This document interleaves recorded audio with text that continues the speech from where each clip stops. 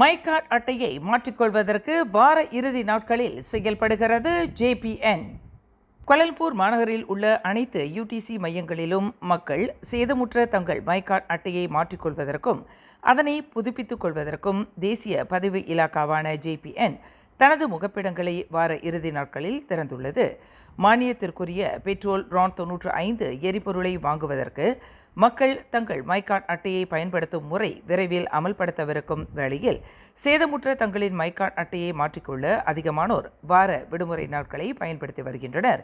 வார நாட்களில் விடுமுறை கிடைக்காதவர்கள் அல்லது விடுமுறை எடுக்க வேண்டிய அவசியம் இல்லாத நிலையில் வார இறுதி நாட்களை மை கார்டு அட்டையை மாற்றிக்கொள்ள சனி ஞாயிற்றுக்கிழமைகளை மக்கள் நல்ல முறையில் பயன்படுத்தி வருவது UTC மையங்களில் மேற்கொள்ளப்பட்ட ஆய்வில் தெரியவந்தது.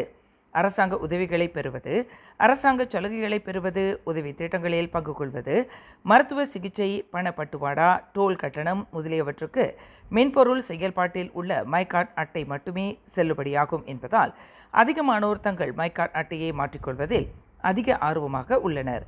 கோலாலம்பூர் மாநகரில் அனைத்து UTC மையங்களிலும் தேசிய பதிவு இலாக்காவின் முகப்பிடங்கள் இன்று சனிக்கிழமை காலை 8 மணிக்கு திறக்கப்பட்டுள்ளது.